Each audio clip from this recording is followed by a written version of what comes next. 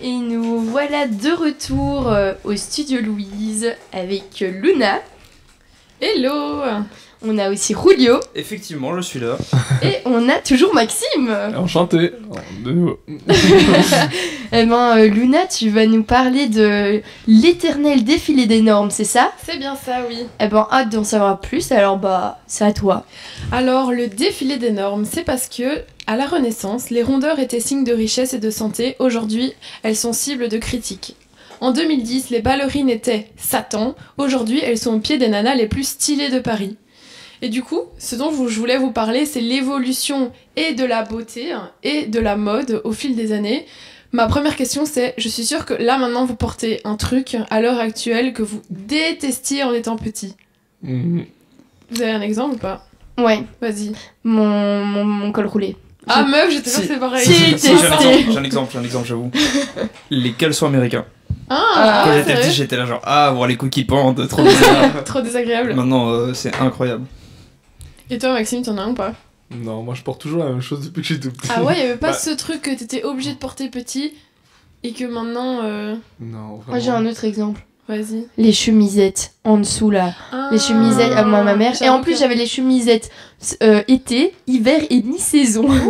Donc ça veut dire à quoi la mi-saison? Bah chemisette d'été c'était à bretelles genre débardeur. Ouais. Mi-saison c'était t-shirt et hiver c'était à longue manche et c'était horrible à porter, je détestais, j'avais chaud, je ressemblais à rien, enfin voilà. Mais big up à ma maman et le style qu'elle me mettait. Ouais non, mais c'est dingue, et c'est comme moi, je repensais encore à l'heure actuelle. Bon les mecs, je vais un peu parler mode et mode meuf parce que je m'y connais bof en mode mec, mais surtout n'hésitez pas à intégrer votre truc. Oui.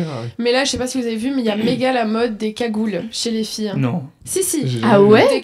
T'as pas vu Non. C'est hyper stylé. Vraiment, maintenant, je trouve ça trop stylé. Genre, c'est vraiment des cagoules que tu rajoutes à ton outfit. Donc, en dessous d'un manteau, et que tu mets parfois même juste avec un pull. Et je me dis, c'est hallucinant. Mais... Je pouvais gerber le jour où je devais mettre une cagoule. Moi. Cagoule en mode criminel, on voit que tes yeux? Non, cagoule vraiment comme si t'avais une capuche, quoi, tu vois. Donc, il y a juste le cou qui est entouré et au-dessus de la tête. Et ça s'enfile. Vraiment, c'est une cagoule, quoi. J'ai jamais vu ça. Ah ouais. T'as jamais vu ça? Non. C'est un exemple de photo, je suis pas contre. Ah ouais? Bon, je vais peut-être pas faire des recherches Instagram maintenant, mais en vrai, je vous montrerai après. Et je suis sûre qu'il y en a qui nous écoutent, ils voient de quoi je parle. Quand je vois les nanas sur Instagram, c'est typiquement ce qu'elles portent. Et bref, si je parle de tout ça, c'est parce que Isor nous a fait le thème du changement. Et vraiment, c'est la première chose auquel j'ai pensé, parce que c'est dingue. À quel point, depuis le début, bon, je suis pas rentrée très bien loin, mais typiquement à l'Antiquité, donc je vais faire un comparatif en beauté et mode. Ben, Antiquité, c'était les hommes avaient un corps très svelte, très athlétique, mais en revanche, les femmes, elles avaient des formes très harmonieuses. Et c'était les modèles de beauté à l'Antiquité. Ensuite, au Moyen-Âge, j'ai eu la mode du teint très très pâle et toujours des rondeurs. Et puis maintenant, on l'a vu, il y a eu le 19 et 20e siècle où là, on a commencé à avoir des tailles bien plus fines qui représentaient les beautés féminines. Et par contre, c'est là où est arrivé aussi le style un peu androgyne chez les hommes.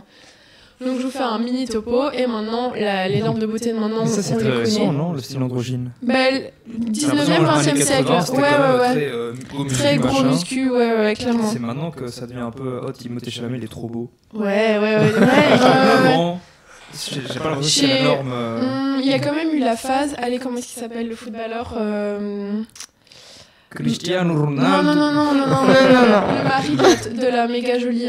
Shakira. Non. Okay. Ouais, je vais être insupportable. Un français, un blond. C'est lui qui a amené le style androgyne. Ah ouais? Ok, c'est pas grave. Ça ne devrait. Non, pas lui. C'est en Belgique. Non. Beckham. Beckham. Avec lui, ça a commencé. Je sais pas quel âge il a. J'ai Griezmann en tête, je suis bête. Ouais, non, Beckham. Bah lui, c'est grave ce style-là aussi. Et comme t'as dit, Chalamet, Jacob Elordi de Kissing Booth, je sais pas si vous voyez aussi. Non, je sais pas vu. Ouais, non, clairement. Enfin bref, revenons à nos moutons. Et aussi, au niveau de la mode, c'est pareil. Il faut savoir qu'à l'époque, les vêtements, c'était pas comme pour nous actuellement. Les vêtements, ça servait de protection. Donc réellement une réelle protection, protection du froid, protection de la pluie, etc. Donc c'était pur et dur. Ou alors aussi à l'époque Louis XIV, etc. Les vêtements c'était purement de la décoration. Donc là des vêtements très pleins de luxure, des grosses broderies, beaucoup de bijoux. Et seulement la classe sociale riche pouvait avoir des vêtements. Donc c'était seulement, c'était quelque chose de très riche. Tout le reste c'était de la couture. Bah non, mais je pense que c'était des tissus récupérés. Enfin, ils pouvaient pas aller chez la couturière ou le couturier faire leurs vêtements. Et en fait, c'est la marque super connue Coco Chanel qui a apporté le prêt-à-porter dans nos sociétés. Ouais. Je savais pas non plus. Hein. Et du coup, cette idée de... Parce qu'avant, les vêtements n'étaient faits que sur mesure, et maintenant, il y avait des vêtements faits un peu pour tout le monde, de tailles différentes, etc. Et du coup, ça a complètement démocratisé le fait de s'habiller, de porter des vêtements, et ça devenait plus accessible à tout le monde. Mais... Enfin, il y en a peut-être qui le savaient déjà, mais je trouve ça fou parce que nous, s'habiller, c'est un truc qu'on fait tous les matins au quotidien, a priori, normalement, hein, dans une journée normale. Et dire qu'avant, c'était limite un luxe de pouvoir s'habiller. Et pire que ça, c'est que maintenant... Quand tu dis s'habiller, tu veux dire choisir sa tenue. Choisir sa tenue, excuse-moi, oui. Oui, avoir vraiment des vêtements... Oui, ils sont pas à poil. C'était un luxe de s'habiller, j'imagine tout le monde à poil en train d'aller dans les champs. Et moi, moi, il y a des matins, je perds vraiment un quart d'heure, si pas une demi-heure, parce que j'arrive pas à me décider comment est-ce que je vais m'habiller. Et puis, je suis sûre que souvent, je sais pas si t'as ça dans ce que tu vas dire, mais moi, des fois, quand je choisis des habits et que je les porte et que je me sens pas bien dedans, je me sens pas bien sur toute la journée, parce que je me sens pas bien dans ce que je porte, en fait. Bon, après, peut-être les garçons, ils s'en foutent un peu.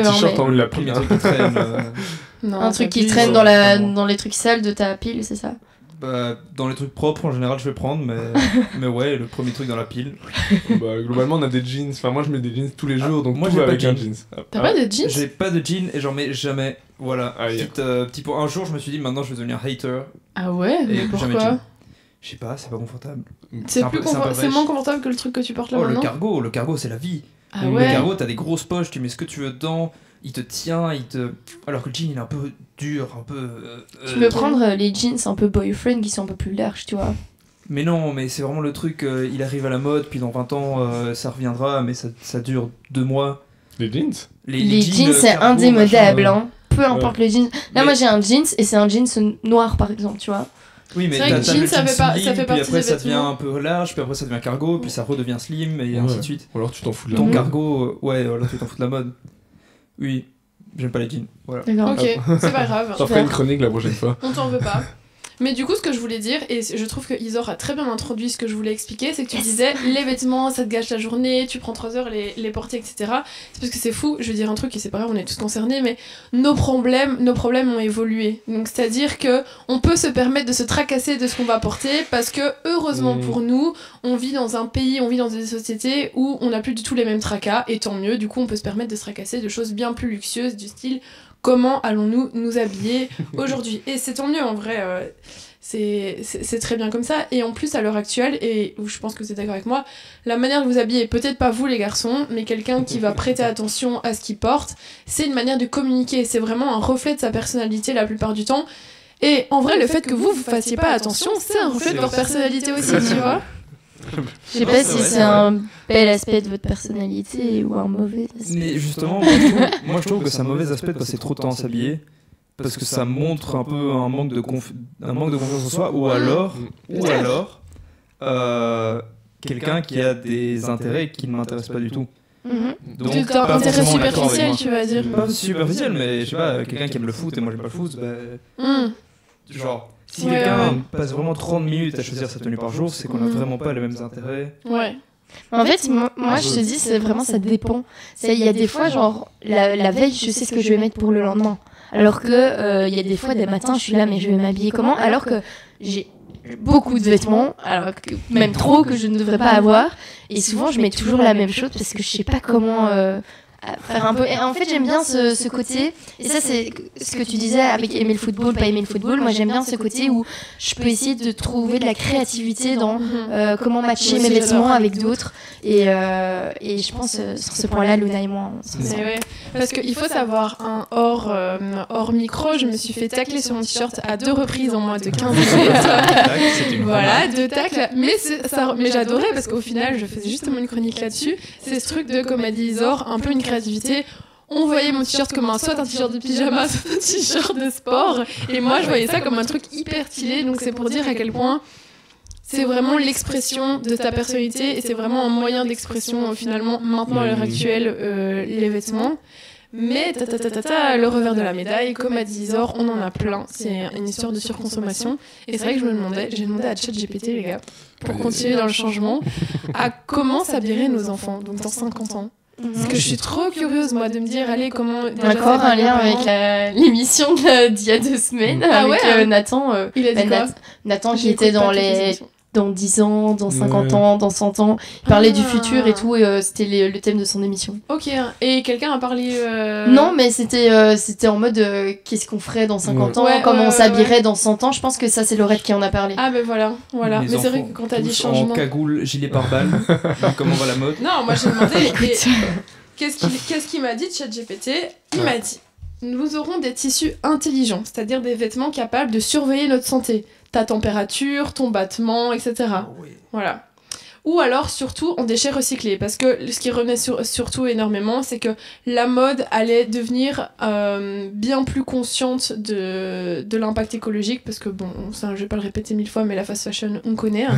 Et du coup, ce serait plein de tissus recyclés, etc. Alors, il a aussi parlé des boutiques imprimantes. Ce serait incroyable. Donc, c'est-à-dire, tu vas, tu personnalises ton vêtement, il te l'imprime, et du coup, 0 déchet aussi. Pas mal. Ça, c'était une des idées de ChatGPT. Hein. Et évidemment, les vêtements sur mesure, les vêtements adaptés à ta morphologie. Mm-hmm. Et ça, c'est aussi un des aspects au niveau du changement que je voulais aborder. C'est qu'on le sait qu'à l'heure actuelle, il y a pas mal de changements au niveau... comment le dire, les gens se distancient bien plus de leur genre à l'heure actuelle. Et du coup, ça a été une des étapes de changement au niveau des vêtements, c'est qu'à un moment a apparu les tailles et a apparu le classement par genre aussi des vêtements. Est-ce que vous pensez que c'est un truc qui va se déconstruire dans quelques années? C'est bête. Non, mais c'est une question que je me suis posée dans le changement du circuit de la mode. Je sais, mais au final, un homme en moyenne est plus haut qu'une femme en moyenne.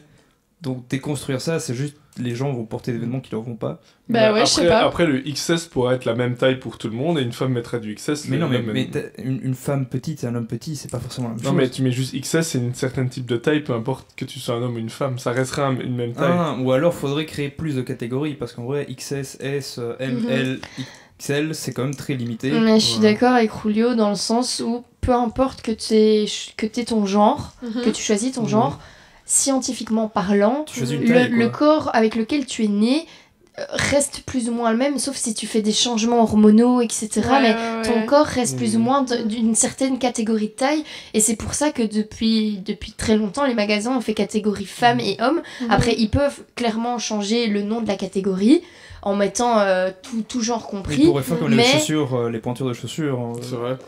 Je porte du 12, je porte du 13, je porte du 14. Ouais, c'est ça. Moi, je suis quasi convaincue qu'on va arriver à un truc comme ça. Il y a moyen, un truc où il y a beaucoup moins hommes-femmes séparés et que ce soit bien plus... que les styles vont bien plus se mélanger. Ça m'étonnerait pas du tout. Ça m'est déjà arrivé d'aller dans le magasin, trouver un truc sympa et puis faire « Ah merde, c'est la catégorie femme. » Bon, bah, mais moi, le nombre de fois que je prends des trucs chez les hommes, blindé. Hein. Ouais. Mais je pense dans un sens, ça va mieux que dans l'autre. Dans un sens, c'est plus accepté que dans l'autre. Hein? J'ai dit je pense. Oui, appelez l'Angela. Mais voilà, merci. Merci Luna pour cette petite chronique. Et du coup, maintenant, je vais vous faire écouter un petit duo auquel moi je ne m'attendais pas il y a quelques semaines, qui est Lady Gaga et Bruno Mars sur le titre Die With a Smile.